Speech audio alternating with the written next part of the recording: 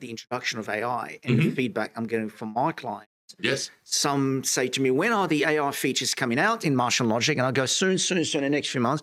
And some people, they hate AI and they hate all these applications. They believe people are doing not just the resume, the entire application, the answers to the questions, the whole thing. Yes. So the entire application is done via AI. They feel, my clients said to me immediately, I want to identify these people, and that's a loss of trust. I do not want to talk to these people. It's a no straight away.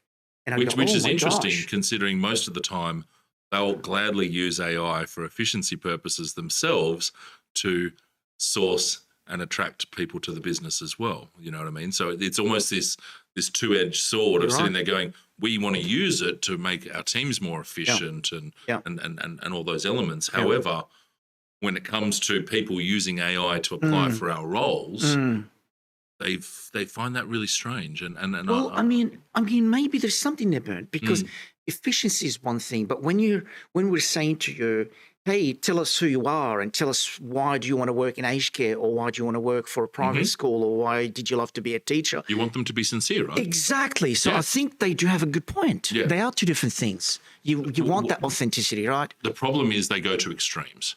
I 100% believe in AI. I believe in AI for sourcing, screening, all those elements, okay? No concerns about the potential issues of people learning how to create a nuclear bomb from an AI. Huge concerns. Sure. What the issue, and again, that's what I talk about when I talk about extremes. When we have this element of AI, which is, number one, the most loosely used term. There's so many different forms of AI. Sure. Everyone's using AI like they talked about every bit of beef was Wagyu beef for a while. Then, so maybe we narrow it down to LLMs. Yeah, exactly, 100%. Yeah. You know, the reality is when a candidate wants to apply for a job and wants to put their best foot forward, I 100% believe they need to have authenticity, okay?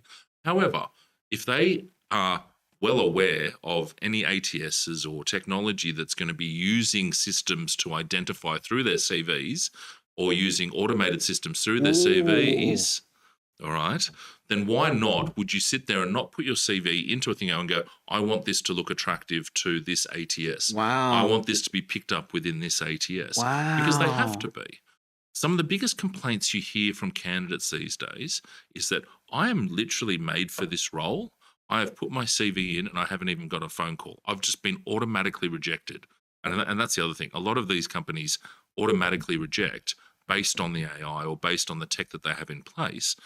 However, it's just because it's reading the CV wrong, or the CV wasn't formatted well, or it didn't have those elements within it. So some people want to sit there and use AI for that purpose to be able to make sure they're at least being seen, so they at least have an option. Wow, that's a very good argument. If you look at some of the biggest concerns that we've had is that people are thinking that they're not being seen by these ATS or ATS-inspired AI engines because of the fact that they're not fitting a very specific mold, which they don't know what it is, to be able to be seen by the AI in the first place.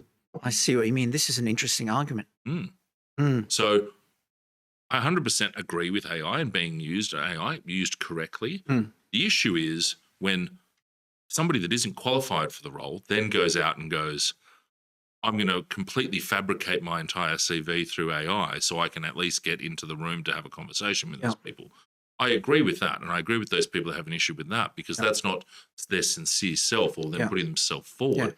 That is them actually working the system more than anything else. But the issue is, again, that's extremes. There's always going to be people that go to extremes. So if you can have an engine that can identify when people have gone completely off the rocker versus when somebody's just sat there and gone, I want to be seen by you, it's a very different story. And that's where that fine line is. I would not bet on creating an agent to discover an LLM-based solution that would discover if someone is an LLM. I think that's the wrong bet. It's like you're investing, it's sort of on the wrong side of history in terms of your investment. I would not want to do that. 100%. Because at some point it'll be impossible. That's a bad investment. I think we're almost there when it's impossible. But I agree with the dilemma. That's where the human element comes in. Yeah, but I agree with the dilemma that you're presenting. Yes. I think you taught me something before. I was 100% saying yeah, no, they shouldn't use AI when they apply. And you're saying, well, if the ATS has got AI that will determine who will be presented better for the agency on some kind of logic, why someone shouldn't be able to 100%. do whatever And they there's need. cases of this. Yeah. There's so many different case studies around the fact that people that have been absolutely perfect for a role and sat there and Yeah. gone, I've matched all of these criteria. I've literally done this job for their major competitor or things and have been automatically rejected until they've had to go through and actually contact the company and go, guys, why wasn't I seen here? And they said, Yep. oh, we don't know what happened with the system.